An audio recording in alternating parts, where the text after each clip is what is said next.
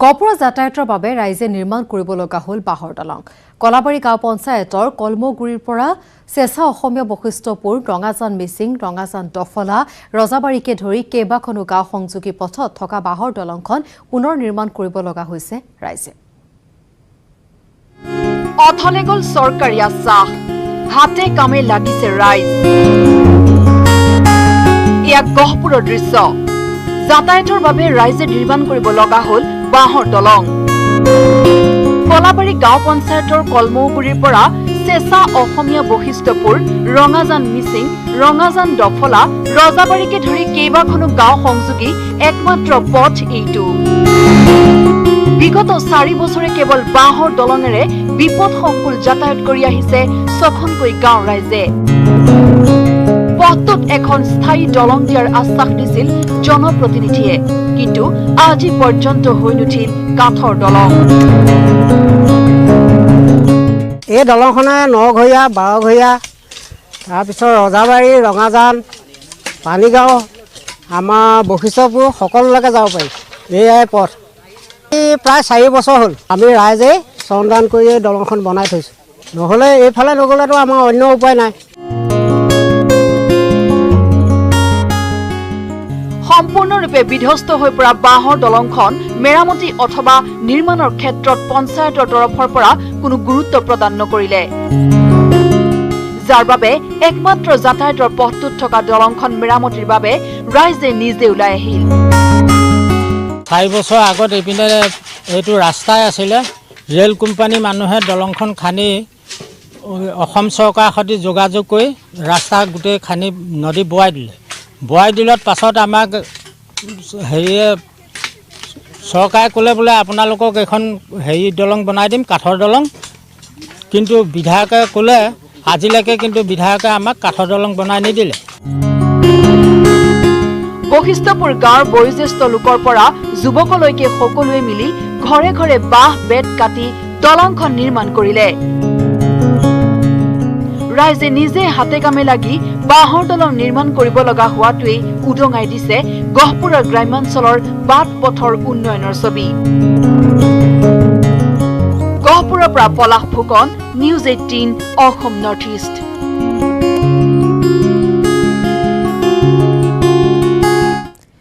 মালিগাঁৱত গৌপালক সন্থাৰ প্ৰতিবাদ। ৰাজপথত 150 লিটাৰ গাখীৰ পেলাই প্ৰতিবাদ। লকডাউনত গাখীৰৰ বাহন যাবলৈ নিদিয়াত এনেদৰে প্ৰতিবাদ সাব্যস্ত কৰিছে গৌপালক সন্থাই।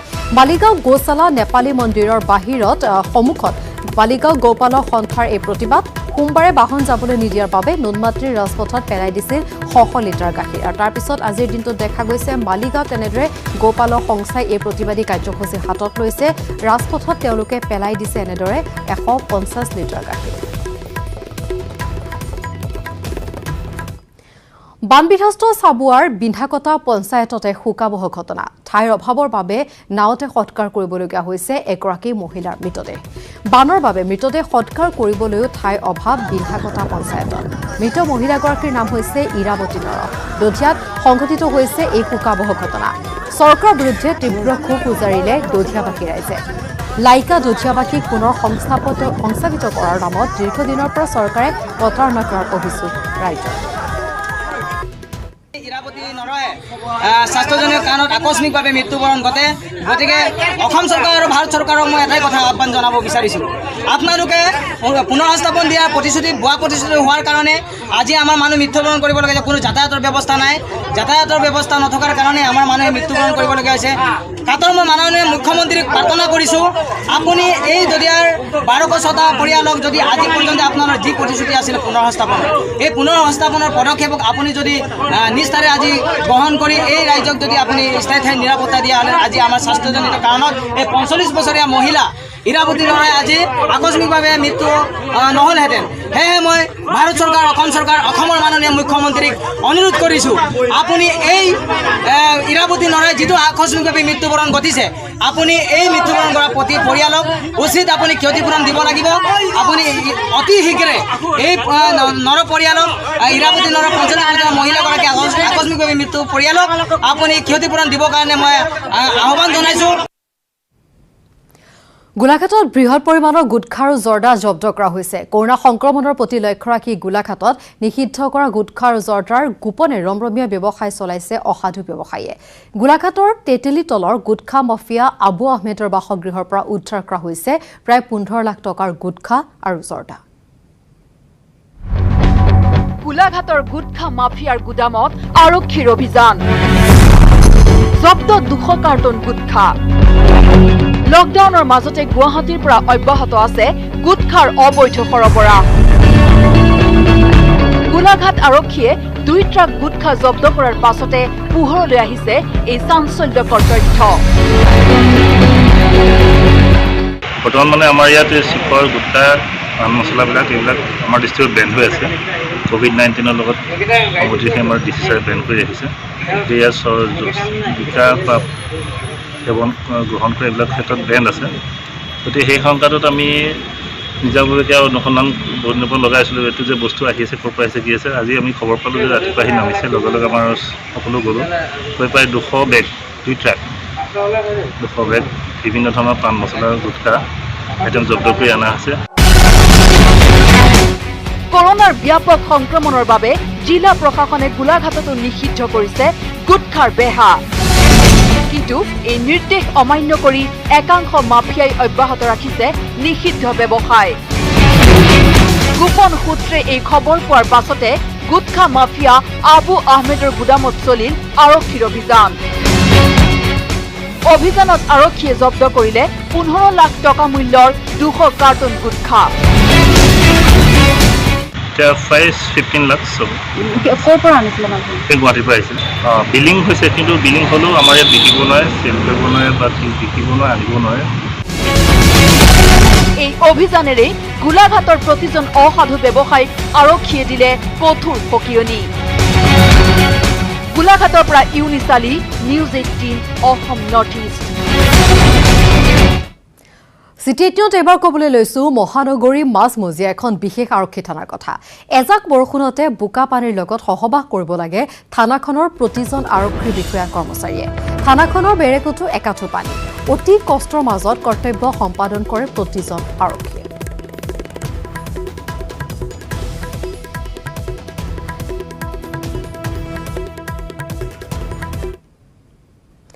ধুবুৰী জিলা পৰিষদৰ বাম্পাৰ অফাৰ মাত্ৰ 40,000 টকাত বলেৰো গাড়ী। এখন দুখন নহয় 3খন গাড়ী। অৱশ্যে আন দুখনৰ বিক্ৰী মূল্য ক্ৰমে 50 আৰু 45,000 টকা। চৰকাৰী ক্ষমতাৰ অপব্যৱহাৰেৰে কোনে প্ৰচাৰ অবিহনে ধুবুৰী জিলা পৰিষদে বিক্ৰীৰ বাবে মোকলাই দিছে বলেৰো গাড়ী 3খন।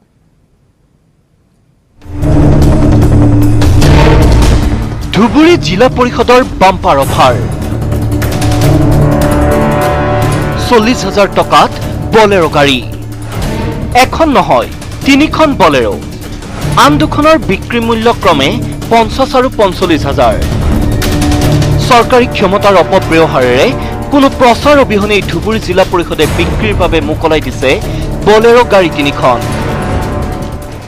4-5 বছৰ পুৰণি বুলেৰো 40 বা 50,000 টকাত আপোনাক লাগে নেকি? যদি আপোনাক লাগে গুচি আহক ধুবুৰী জিলা পৰিষদ কাৰ্যালয়লৈ। ইয়াত 40-50,000 টকাতে বিক্ৰী হৈছে চৰকাৰী বুলেৰো। 3খন বলেৰো বেয়া হোৱা দেখুৱাই গোপনে বিক্ৰীৰ বাবে সাজু কৰিছে ধুবুৰী জিলা পৰিষদে। প্ৰচাৰৰ নামত কেৱল কাৰ্যালয়ৰ নটিছ বৰ্ডত ওলমাই থৈছে এই চিঠিখন। কিন্তু জিলা পৰিষদৰ গোপন ফন্দি ফাদিল হোৱাৰ পাছতে বিপাঙত পৰিছে জিলা পৰিষদৰ একাংশ বিষয়া কৰ্মচাৰী। ধুবুৰী জিলা পৰিষদৰ যি নটিছ বৰ্ড আছে, ধুবুৰী জিলা পৰিষদৰ নটিছ বৰ্ডত ইতিমধ্যে সেই নটিছ টাঙি দিয়া হৈছে। 17 তাৰিখে ইয়াত 3খনকৈ গাড়ীৰ তেওঁলোকে বিক্ৰীৰ যি নটিছ আছে সেই নটিছ দিছে। বলেৰো হোৱাইট AS17 F4268 50,000 টকা দাম, AS17 7589 45,000 টকা দাম আৰু AS17 5402 দাম 40,000 টকা। এতিয়া প্ৰশ্ন হয় 40-50,000 টকাত 4-5 বছৰীয়া পুৰণা বুলেৰো বজাৰত বিক্ৰী হয় নেকি? যদি নহয় চৰকাৰী গাড়ী ইমান কম মূল্যত কোনে বিক্ৰী কৰি আছে? বলেৰো বিক্ৰীৰ তথ্য দিবলৈ কাৰ্যালয়ত নাই কোনো বিষয়া। বৰবাবুৱেও নাজানে বলেৰো নিলাম কৰাৰ আঁৰৰ কাহিনী। জিলা পৰিষদৰ বিৰোধী নেতাইও নাজানে গাড়ী বিক্ৰীৰ কথা।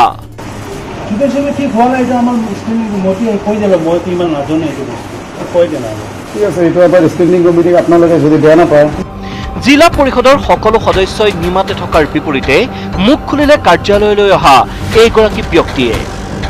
বলেৰো বিক্ৰীৰ এই ব্যৱস্থা একাংশ জনপ্ৰতিনিধিৰ ষড়যন্ত্ৰ আখ্যা দিলে লোকজনে। শুক্ৰবাৰে আহিছোঁ, ইয়াত আহি দেখি নটিচ বৰ্ড একো নাই। আজি আহি চাং যে নটিচ বৰ্ডত গাড়ী টেণ্ডাৰ হোৱা দিছে, আমি টেণ্ডাৰ ল'বৰ কাৰণে আহিছোঁ। কিমান টকাত গাড়ী বিক্ৰী কৰিছে?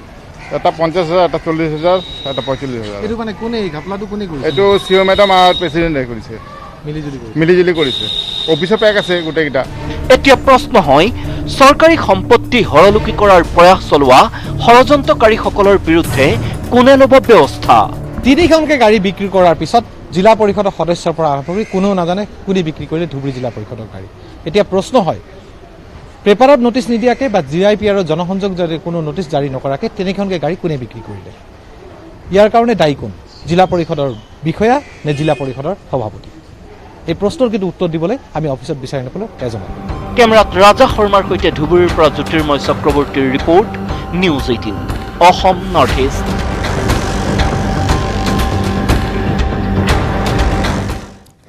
খাই পাত ফলা 3গৰাকী শিক্ষক, এই 3 শিক্ষকৰ কাহিনী জনাম, কিন্তু তাৰ পূৰ্বে City 18ত সময় খন্তেক বিৰতি।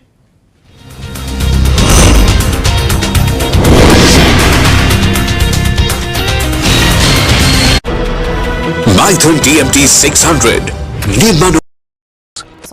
খাই পাত ফলা 3 শিক্ষক, ব্যক্তিগত খণ্ডৰ মহাবিদ্যালয়ত নামভৰ্তিৰ প্ৰচাৰ নামিল লাখ টকীয়া দৰমহা পোৱা কৰিমগঞ্জৰ চৰকাৰী বিদ্যালয় আৰু মহাবিদ্যালয়ৰ 3 শিক্ষক। মেট্ৰিক আৰু হায়াৰ ছেকেণ্ডাৰী পৰীক্ষাত উত্তীৰ্ণ হোৱা ছাত্ৰ ছাত্ৰীৰ ঘৰে ঘৰে গৈ প্ৰচাৰ চলালে এই 3 মহাৰথীয়ে। খাই পাত ফলা 3 শিক্ষক, ব্যক্তিগত খণ্ডৰ মহাবিদ্যালয়ত নামভৰ্তিৰ প্ৰচাৰত নামিল লাখ টকীয়া দৰমহা পোৱা কৰিমগঞ্জৰ চৰকাৰী বিদ্যালয় আৰু মহাবিদ্যালয়ৰ 3 শিক্ষক।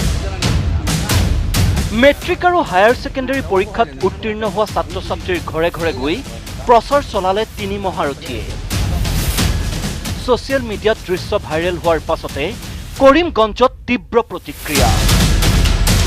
একজন শিক্ষক, ওনার নাম মঙ্গলচন্দ্র বিশ্বাস।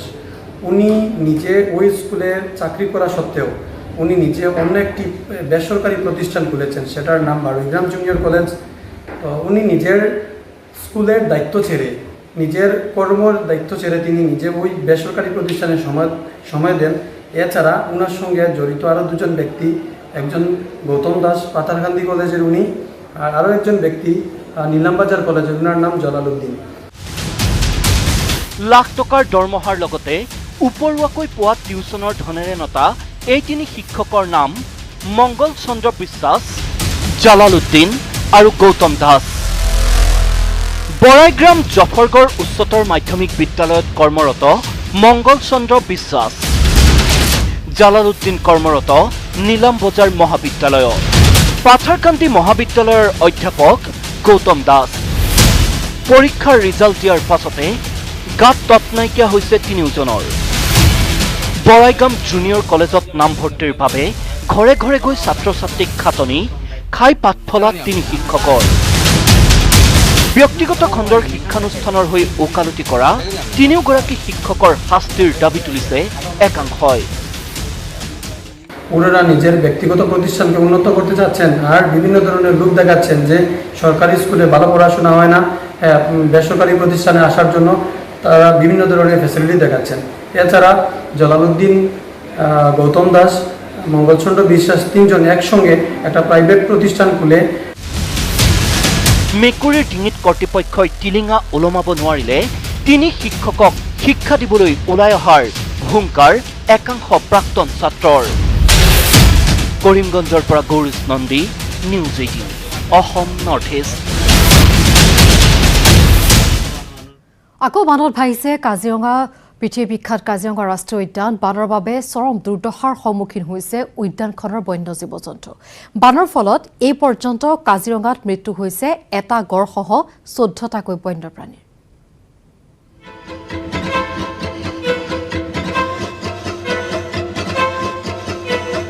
কলৈ যাব, কি কৰিব? প্ৰাণৰ মমতাত হাহাকাৰ কাজিৰঙাৰ বন্যপ্ৰাণীৰ। আকৌ বানত উপঙিছে কাজিৰঙা বানত অসহায় হৈ পৰিছে অসম গৌৰৱ এশিঙীয়া গড় নিৰুপায় দিশহাৰা কাজিৰঙাৰ হস্তিকুল বান বিধ্বস্ত কাজিৰঙাৰ পৰা নিউজ 18 অসম নৰ্থ ইষ্টৰ ground zero report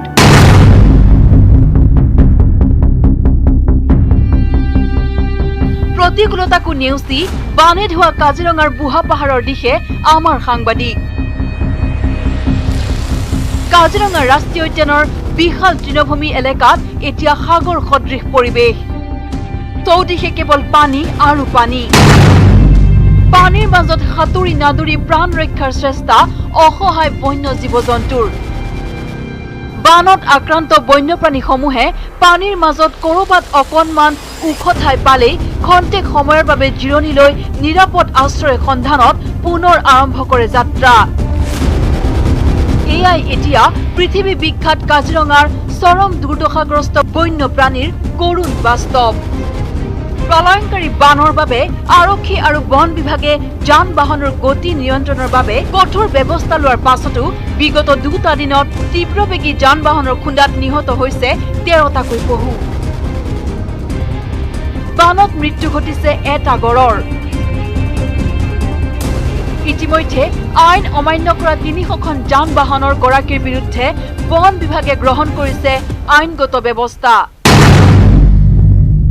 river patrolling চলি আছে আৰু ৰাষ্ট্ৰীয় পথৰ ওপৰত চলা গাড়ীসমূহৰ গতিবিলাক আমি নিয়ন্ত্ৰণ কৰিবৰ কাৰণে তেখেতসকলক আমি আহ্বান জনাইছোঁ আমি টাইম কাৰ্ড ইছ্যু কৰিছোঁ যাতে এই পথছোৱা ৰাষ্ট্ৰীয় উদ্যানৰ নেশ্যনেল হাইৱে দাঁতিত ৰাষ্ট্ৰীয় উদ্যানৰ মাজেৰে যোৱা নেশ্যনেল হাইৱে পথছোৱা অতিক্ৰম কৰোঁতে তেখেতসকলে 40 কিলোমিটাৰ বেগৰ তলত গাড়ী যাতে চলায় সেইবাবে আমি সকলো বনকৰ্মীয়ে বিভিন্ন স্থানত আপোনাৰ গেট বহুৱাইছোঁ গেট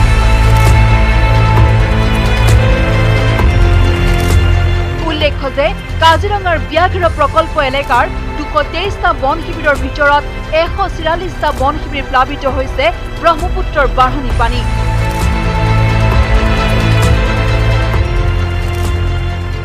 ইতিমধ্যে ৰাষ্ট্ৰীয় উদ্যানখনৰ 70%ৰো অধিক এলেকা জলমগ্ন হৈ পৰাত নাজল নাথল অৱস্থাৰ সৃষ্টি হৈছে সৰু বৰ সকলো বন্যপ্ৰাণীৰ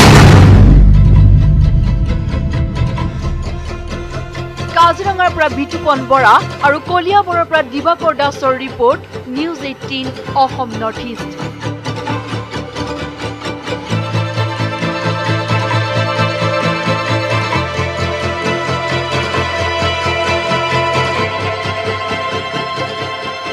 ভাৰতত নিষিদ্ধ কৰা হৈছে 59টা চাইনিজ এপ বন্ধ হৈছে টিকটক ইউচি ব্ৰাউজাৰ শ্বেয়াৰিট হেল্ডৰ দৰে জনপ্ৰিয় এপ চাইনিজ এপে দেশৰ অখণ্ডতাৰ সুৰক্ষালৈ ভাবুকি অনাৰ অভিযোগ কেন্দ্ৰীয় চৰকাৰ সাৰ্জিকেল ষ্ট্ৰাইক এয়াৰ ষ্ট্ৰাইকৰ পাছত ডিজিটেল ষ্ট্ৰাইক চীনৰ বিৰুদ্ধে ভাৰতৰ ডিজিটেল ষ্ট্ৰাইক ভাৰতত 59টা চাইনিজ এপ নিষিদ্ধ ঘোষণা সীমান্তত উত্তেজনাৰ মাজতে কঠোৰ ভাৰত চৰকাৰ চাইনিজ এপে দেশৰ অখণ্ডতা সাৰ্বভৌমত্ব আৰু সুৰক্ষালৈ আনিছে ভাবুকি দেশৰ চোৰাংচোৱা সংস্থাকে ধৰি বিভিন্ন পক্ষৰ পৰা লাভ কৰা তথ্যৰ পিছতে কেন্দ্ৰীয় তথ্য প্ৰযুক্তি মন্ত্ৰালয়ে জাৰি কৰিলে এই কঠোৰ নিৰ্দেশনা দেশৰ নাগৰিকৰ তথ্য সুৰক্ষিত কৰাৰ বাবে এই পদক্ষেপ বন্ধ হ'ব টিকটক ইউচি ব্ৰাউজাৰ শ্বেয়াৰিট হেল্ডৰ দৰে জনপ্ৰিয় এপ নিষিদ্ধ ঘোষিত চাইনিজ এপৰ তালিকাত থকা আন কেইটামান জনপ্ৰিয় এপ হ'ল Likee U Video' Vigo Live Clash of Kings Club Factory Beauty Plus WeChat Cam Scanner Clean Master Wonder Camera Photo Wonder Xender Mi Community আদি ইয়াৰ উপৰি ভাৰতত নিষিদ্ধ কৰা হৈছে আন 42টা চাইনিজ এপ ইফালে তথ্য প্ৰযুক্তি মন্ত্ৰালয়ে নিৰ্দেশনা জাৰি কৰাৰ পিছতে ভাৰত চৰকাৰে বন্ধ কৰিলে নিজৰ চৰকাৰী টিকটক একাউণ্ট মাই গভ একাউণ্ট বন্ধ কৰিলে কেন্দ্ৰীয় চৰকাৰে দেশ তথা নাগৰিকৰ গোপনীয়তা ৰক্ষাৰ বাবে কেন্দ্ৰীয় চৰকাৰে এই ঐতিহাসিক সিদ্ধান্ত গ্ৰহণ কৰাৰ বিপৰীতে 2020 চনৰ ফেব্ৰুৱাৰী মাহলৈ ভাৰতত চাইনিজ এপ ব্যৱহাৰৰ পৰিসংখ্যাই চকু কপালত তুলিব আপোনাৰ দেশত সৰ্বাধিক জনপ্ৰিয় চাইনিজ এপটোৱে হৈছে টিকটক ভাৰতত সক্ৰিয় টিকটক ব্যৱহাৰকাৰীৰ সংখ্যা 11 কোটি 20 লাখ 13 কোটি লোকে ব্যৱহাৰ কৰিছিল ইউচি ব্ৰাউজাৰ শ্বেয়াৰিত 20 কোটি লোকে ব্যৱহাৰ কৰে কেম স্ক্ৰেনাৰ ব্যৱহাৰকাৰীৰ সংখ্যা 10 কোটি মি কমিউনিটি ব্যৱহাৰ কৰিছিল 18 কোটি লোকে ক্লাব ফেক্টৰী 10 কোটি লোকে ব্যৱহাৰ কৰিছিল হেলো এপছ ব্যৱহাৰকাৰীৰ সংখ্যা 1 কোটি 5 লাখ 55,910 জন ইউ ভিডিঅ 92 লাখ 86,000 লোকে ব্যৱহাৰ কৰে লাইকি ব্যৱহাৰকাৰীৰ সংখ্যা 80 লাখ 78,891 জন এনেদৰে 130 কোটি ভাৰতীয়ক বেৰি ৰাখিছে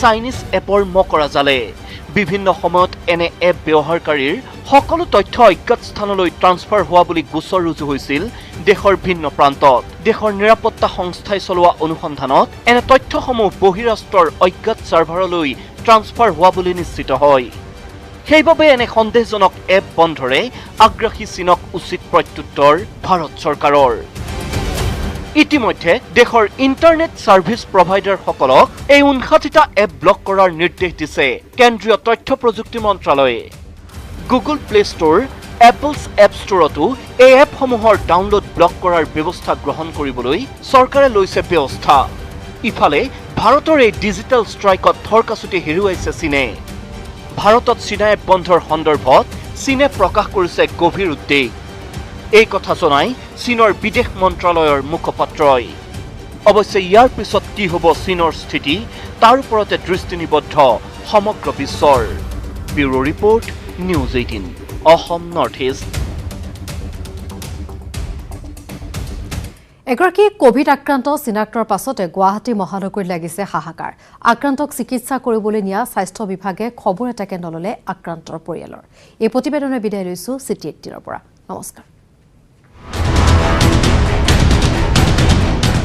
নিৰুপায় উপায়হীন মহানগৰীৰ কান্তি বস্তিৰ আবাসীসকল আসলতে মাতিছে ৰাজগড়লৈকে মাতিছিল টেষ্টিঙৰ কাৰণে যেহেতু কণ্টেইনমেণ্ট বা হোম কোৱাৰেণ্টাইন কৰিছে আমি যাব নোৱাৰিম আৰু তেখেতসকলে যদি আহে আমাৰ ঘৰৰ পৰা টেষ্টিং নমুনা লৈ যাব পাৰিব টেষ্টিঙৰ তেখেতসকলে বৰ্তমানলৈকে এতিয়ালৈকে অহা নাই আহিলে নিব পাৰিব যেহেতু হোম কোৱাৰেণ্টাইন কৰিছে ডিসি ছাৰ আহিছিল ইয়াতে আহি আমাক ষ্ট্ৰিক্টলি কৈ গৈছে যে আপোনালোকে এই এৰিয়াৰ পৰা বাহিৰত নোলাব সেই ক্ষেত্ৰত আসলতে টেষ্টিঙৰ কাৰণে আমাক ৰাজগড়ত মাতিব নালাগিছিল দুই মহৰ যুজত বিৰিনাৰ মৰণ অঞ্চলটোৰ বাসিন্দাসকলৰ দেওবাৰে সন্ধিয়া মঞ্জু দাস নামৰ এগৰাকী মহিলাৰ দেহত ধৰা পৰিছিল কোভিড-19 ধৰা পৰাৰ পিছতে অঞ্চলটোৰ মহিলাগৰাকীক ভৰ্তি কৰা হৈছিল হাস্পতালত কিন্তু মহিলাৰ পৰিয়াল তথা তেওঁৰ সংস্পৰ্শলৈ অহা কোনো লোকক এই পৰ্যন্ত কৰা নহল স্বাব পৰীক্ষা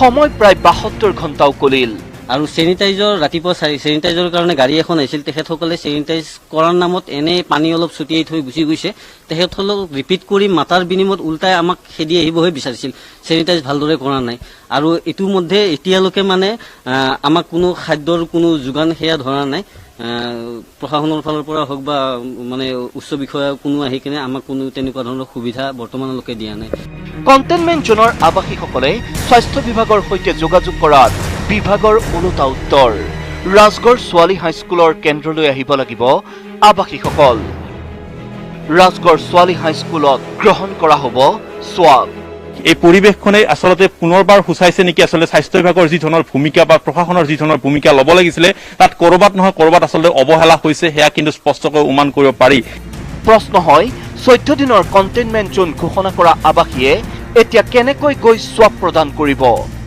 যদি কোভিড আক্ৰান্তৰ পৰা তেওঁলোকৰ দেহত কোভিড সংক্ৰমণ হৈছে তেন্তে পৰীক্ষা কেন্দ্ৰলৈ গলে আন 10 জনৰ দেহত কোভিড-19 বিয়পি নপৰিবনে কণ্টেইনমেণ্ট জোনৰ ভিতৰত 20 পৰা 25 জন মানুহ আছে তেওঁলোকৰ যদি স্বাস্থ্য পৰীক্ষা এই মুহূৰ্তলৈকে নহয় আজি 3 দিন উকলি গ'ল 3 দিন উকলি যোৱাৰ পিছতো স্বাস্থ্য পৰীক্ষা হোৱা নাই তেওঁলোকৰ ঘৰ সেনিটাইজ কৰা নাই তেওঁলোকৰ খাদ্য সামগ্ৰী চৰকাৰৰ তথা প্ৰশাসনৰ ফালৰ পৰা যোগান ধৰা নাই অতিকৈ দুৰ্ভাগ্যজনক কথা চৰকাৰে বাৰে বাৰে কৈ আছে পিছে এয়া বিভাগটোৰ নতুন নিয়ম নে মইমতালি যদি মইমতালি তেন্তে এয়া চৰম দুৰ্ভাগ্যজনক আৰু যদি নিৰ্দেশ তেন্তে স্বাস্থ্য বিভাগে গ্ৰহণ কৰা এনে নিৰ্দেশ অপৰিকল্প তথা চূড়ান্ত কাণ্ডজ্ঞানহীন কিয়নো এনে নিৰ্দেশে পুনৰ ভয়াৱহ কৰিব গুৱাহাটীৰ পৰিৱেশ কেমেৰা পাৰ্চন মনোজৰ সৈতে বলেন ভট্টাচাৰ্যৰ report news 18 Assam north east